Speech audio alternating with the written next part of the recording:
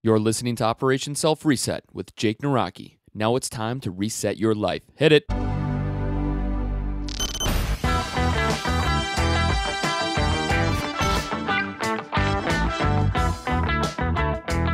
Hello and welcome to Operation Self Reset. My name is Jake Naraki, and this is episode number 1, the first of many episodes to come down the pipe from OperationSelfReset.com.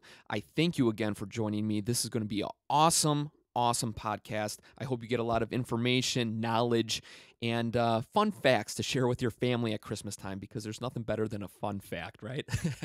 So let's dive into this. We're going to be doing things a little bit differently today because this is episode number 1 and you want to get to know me, Jake Naraki.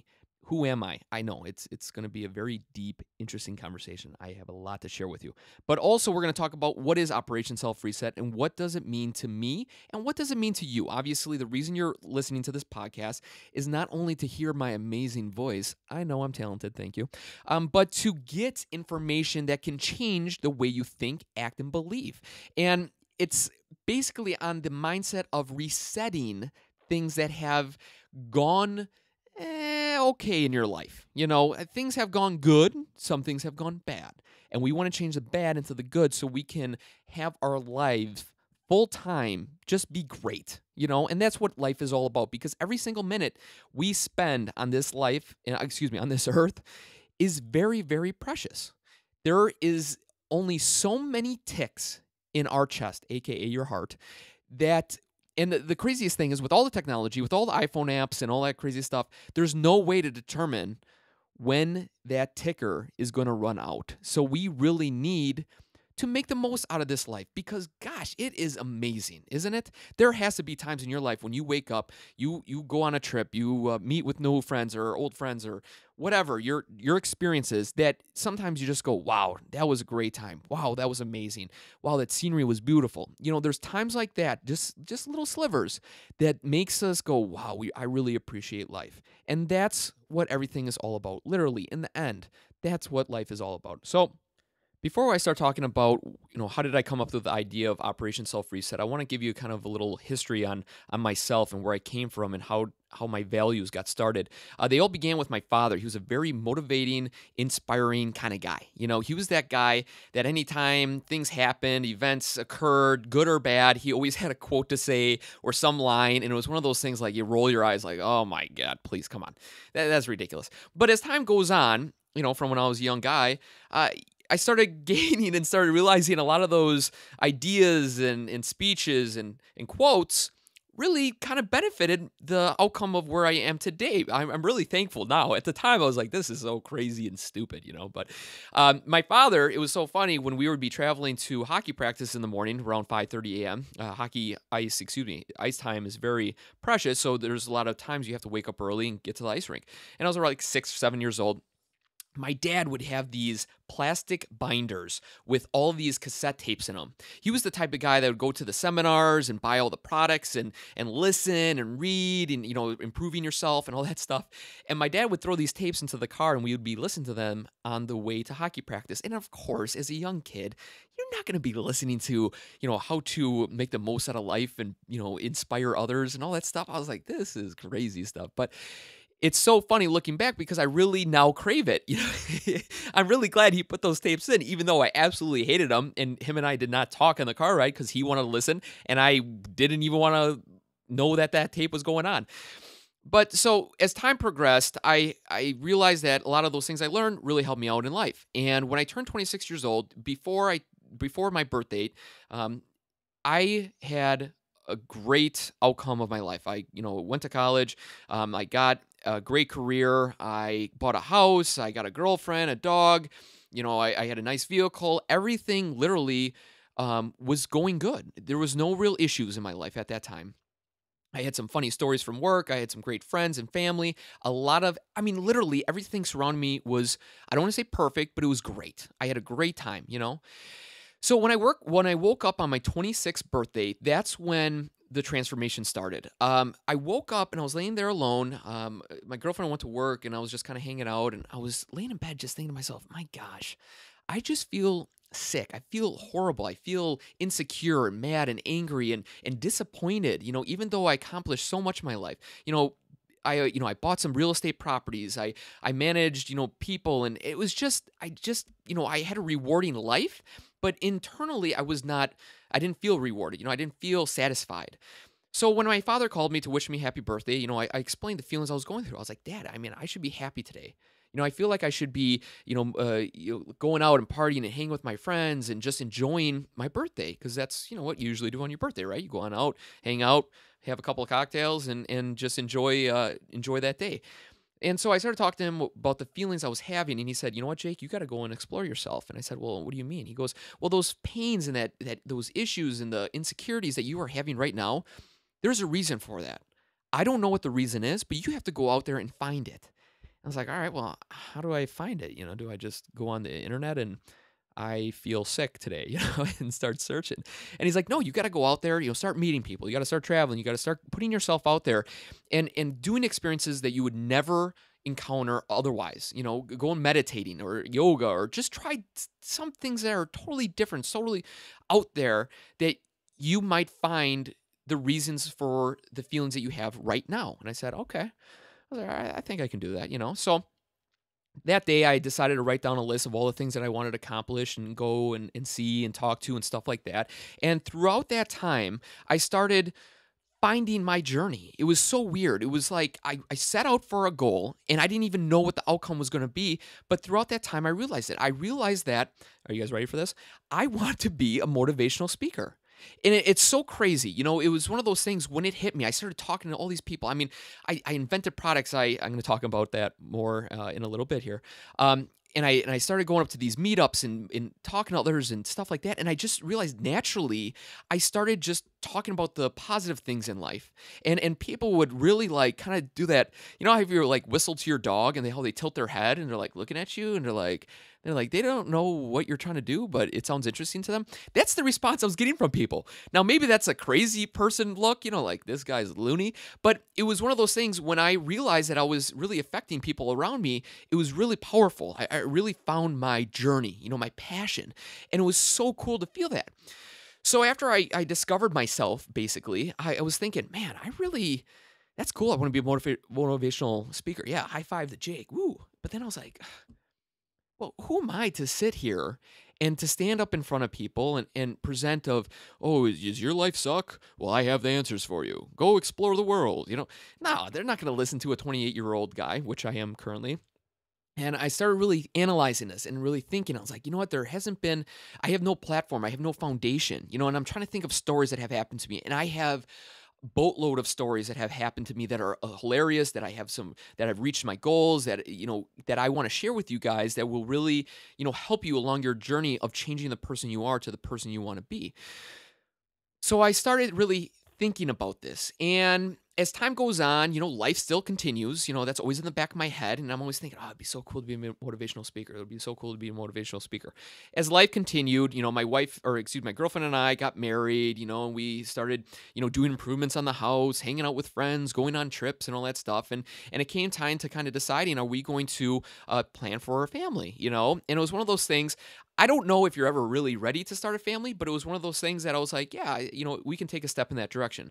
As we were starting to think about that, some of my real estate deals that I did earlier in life were not going out too well. As we all can agree, the economy was not doing too good. And currently, it's still doing okay. It's better than it was a couple of years ago. But the couple of my real estate deals that I have are through a bank that the mortgages were coming due, which means that I was going to have to pay the balance due on the buildings, which were two buildings on the east side of Milwaukee that combined value of, we'll say, around $500,000. So the bank basically said, you know what, Jake, your mortgages came due. How about you come on in and we'll talk about, maybe re-signing your mortgages or some other options for you. And I'm thinking, yeah, sounds good. Okay, great. So we scheduled an appointment. I put on my suit. I got all my paperwork, all my taxes, all this and all that. And I go in there with confidence, right? Because the confidence is key to any meeting. If you can present yourself well, they should respond well and you'll get a deal done, right? So I go in there with all my paperwork. I'm feeling good. I'm feeling positive, okay. So I sit on down, I give them all my paperwork, and I, say, okay, well, obviously my mortgages came due. I don't personally have $500,000 in cash.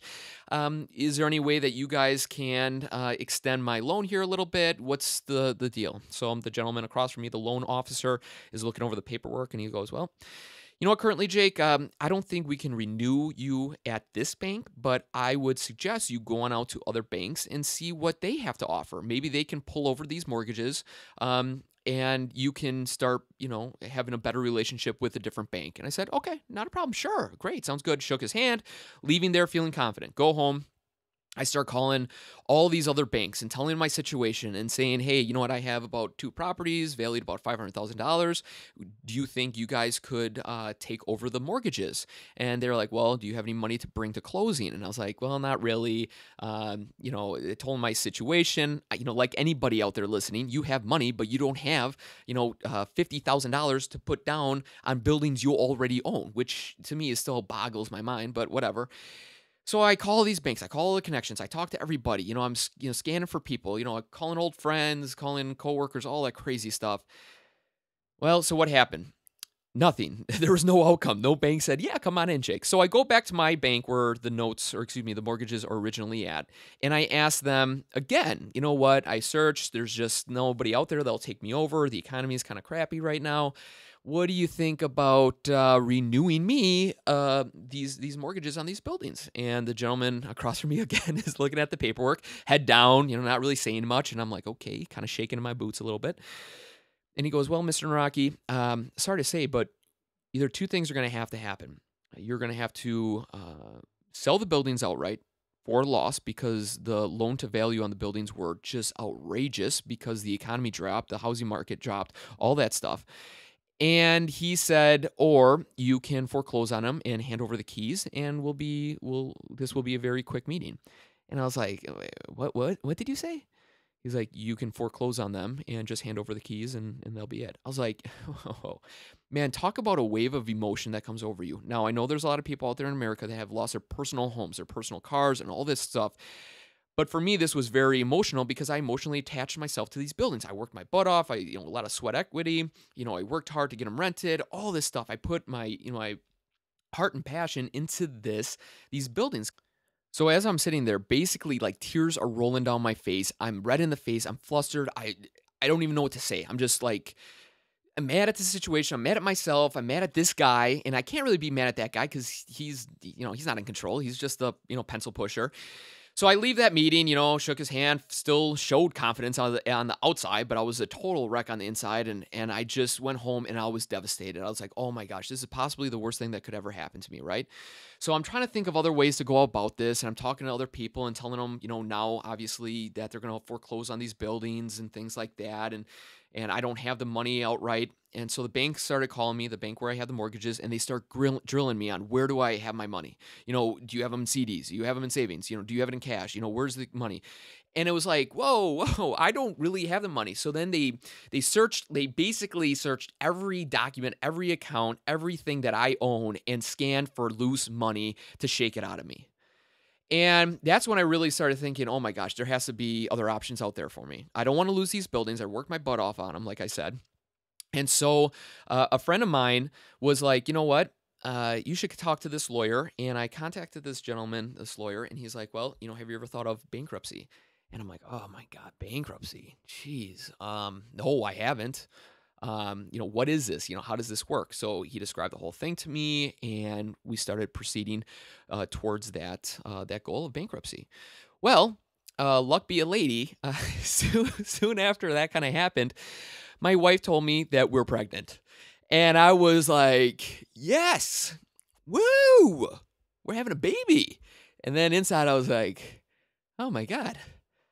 So let's take out the picture here. So I have a decent job, but I'm going to lose my buildings possibly. So I'm going to be filing for bankruptcy, which is going to cost a lot of money because I have to pay off this lawyer.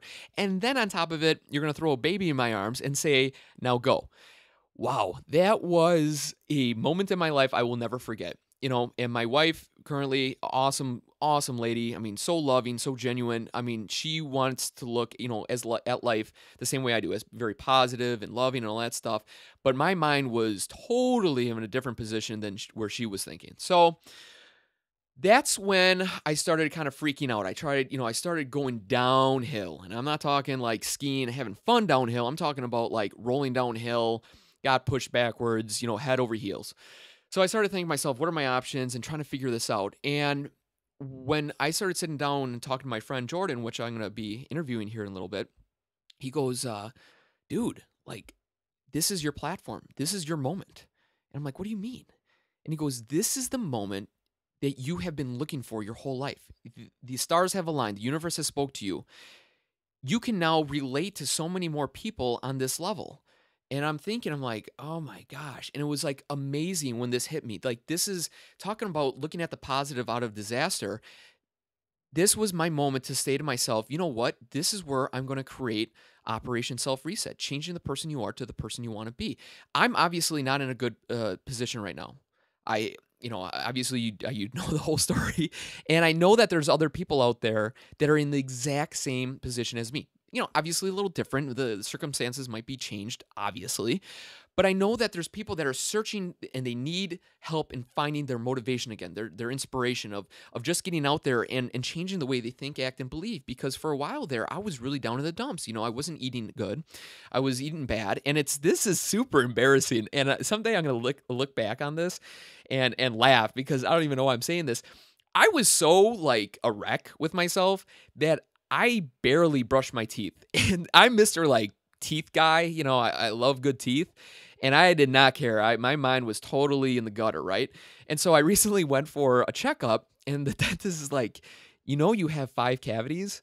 And I was like, and I thought she said, did you have cavities when you were younger? And I was like, yeah, I had, a lot of cavities when I was younger. And she was like drilling me with all these questions. Oh, do you drink soda? And I was like, no, I'm a pretty healthy guy. Whatever. And then the orthodontist came on in, and he's like, yeah, Jake, you have 5 cavities. I'm like, what? Whoa. What did you say?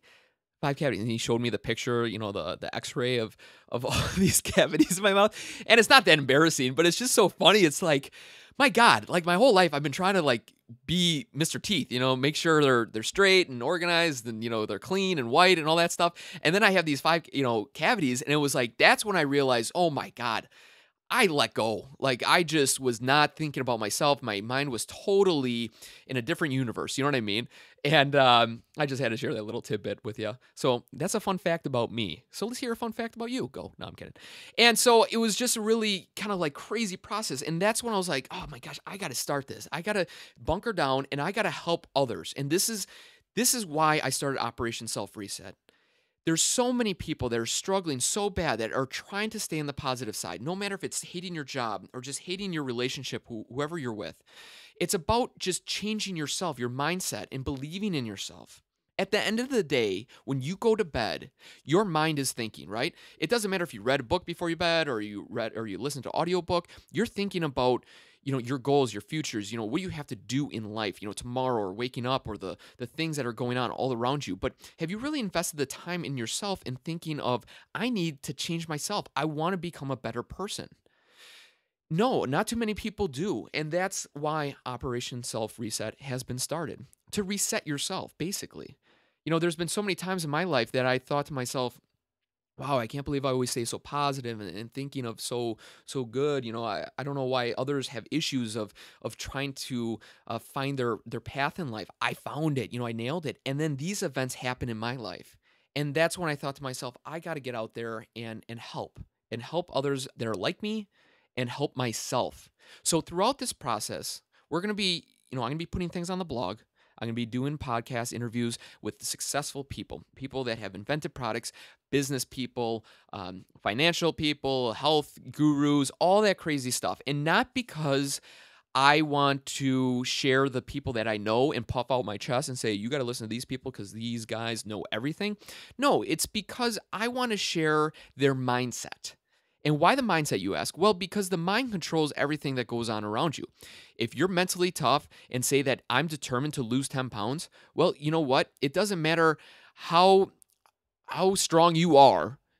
physically, if you're not mentally tough to push away from that cake or that that special dinner and leave some extra on their plate so you're not clearing it like a hog, you're not going to reach your goals. And that's why I want to invite people on this podcast to pick at their brain, figure out what makes them tick. How did they get past those self-confidence struggles in their life? How did they find the motivation to keep going day after day after day? You have to be honest with me when I say this, that there are days that you wake up and I wake up that you just don't want to do things. There are times you are just so checked out, you're just mentally burnt out. You don't want to deal with it. It doesn't matter how much coffee or tea or energy drinks you pound or whatever. Sometimes you just don't have it within you. But how is it that successful people find that motivation? That's why I want to ask them. That's why I want to interview these people and sit down and pick at their brain, because they have so much to offer. And it's so true. When I was exploring myself, the more people you talk to, the more people that you find out there that are like-minded yourself, you realize that, wow, you can learn so much from other people. We get so caught up in just hanging out with our usual group of friends. They say that the 5 closest people that surround you, you all make kind of the same amount of money. You all kind of have the same kind of goals. You all have the same interests and all that stuff. Your 5 closest people. Think about that for a second. Your 5 closest, friends or family or coworkers or whatever it is. You probably all make about the same amount of money. You probably all hang out at the regular spots and talk about the same things and have the same interests, right? But once you put yourself out there and you really start to realize that there's other people that want more in life like yourself, or want to change their life like yourself, the world is unbelievable. It's untapped. There's so many cool people out there that we can learn so much. That's why when on the news or 60 Minutes, they interview only the most interesting people, right? They're not going to interview Joe, the lowlife that just sits at home and plays video games. No, that's not interesting. What is he going to say? This is 60 Minutes. Joe, how do you feel when you wake up and continue to play video games for the next 23 hours and then you sleep 1 hour? I feel good. I wake up in the morning and then I drink some Mountain Dew and then I play video games. That's very interesting. Back to you guys. No, nobody cares about Joe, right? Everybody wants to know the successes, right? But nobody really talks about the failures. And when the people fail, how do they bring themselves back up to succeed again? It's so funny when you hear those stories about out there on entrepreneurs. They're like, oh, I created this multi-million-dollar company and then we went bankrupt. But then I started a multi-million-dollar company again. It's like, how the heck do you do that? Like, what's going on? What am I missing here? What's the missing link? So that's why I want to interview these types of people, because they are just hustlers. They get out there and they do it. And they have the mindset of just energy and positive and tips that they can share with us to enlighten our lives together, me and you. It's just not about me. This podcast is not about Jake Naraki, about how I'm so cool and I'm bankrupt right now and I have a kid on the way and you need to listen to what I say because I know everything. No way. That's the point of this interview and getting out there and just talking to other people. Now you might be thinking to yourself, Jake, you know what? I don't want to start a business. I'm not an entrepreneur. I don't have any inventions. Why should I continue to listen to this? I want to reset my life. I'm not here to get inspired to start a multi-million-dollar company. Why should I listen to these interviews? That's a very good question, and I'm going to answer that. The reasoning is because the more people we talk to about mindset, the more we can gain from one another and improve our own life, no matter what it is. If you want to lose weight, if you want to, keep your kids on a positive track and trying to find their journey, trying to find your own journey, changing jobs, it doesn't matter what challenge or thing that you want to change in your own personal life, we can learn so much. And the reason why I'm interviewing successful people, especially in the beginning here, is because I personally believe that the successful people have gone through some stuff that a lot of other people have not. They have challenged themselves in ways that average Joe, no offense if your name is Joe, has not. That's the reasoning why I'm asking these successful people. They have gone through the lack of self-confidence. They've gone through the family issues. They've gone through the financial tough times. There's so much that they have already gone through and trekked through a high and low emotional roller coaster, and we can gain that information without going through it. We're almost getting a cheat sheet on advancing ourselves without going through the personal failures. They do say, and everybody says, and I agree with this too, that sometimes sometimes you individually and I have to go through these failures before we can succeed. Very true. But sometimes it's nice to kind of get a heads up, right? I mean, it's just like if you're driving, you got a friend that drove an hour ahead of you, and he says, hey, FYI, there's a cop, 2 miles off this exit. That's a good to know information right there. So you're going to slow it down, proceed with caution, and carry through. That's why we can learn so much from one another. In summary here, I could keep talking and talking about mindset and talking about the things that I've learned so much from other people that have influenced myself. The thing I just want to let you guys know is that we're in this together. This is a community. This is not me just talking directly to you. Currently on my website, I have a voice box. It's on the left side of the page. You can click on it. You can record questions for me. I'll answer them for you. We'll almost have like a open conversation that will be delayed because it'll take a little bit for me to record the podcast, send it out, and then, we'll continue the conversations. But again, feel free to go to the website, operationselfreset.com. Follow me on Twitter, OP Self Reset at Twitter. Tweet to me, I'll tweet to you, and then we'll tweet together, because I think that's what it's made for, I guess, sure. And then also to go to YouTube. I have a channel there, Operation Self Reset, and feel free to contact me, support@operationselfreset.com. If you have any questions, concern, comments, good or bad, feel free to lay it on me. I'm a tough kid. I can handle this stuff. So again, thank you guys so much for taking the time to listen. Please subscribe to my newsletter, and also please rate the podcast if you have a second. I know your time is very valuable, and I do greatly appreciate you guys tuning in and listening to this first podcast. Many more great podcasts to come, and we will talk to you guys soon. Thank you so much. Make it a great day.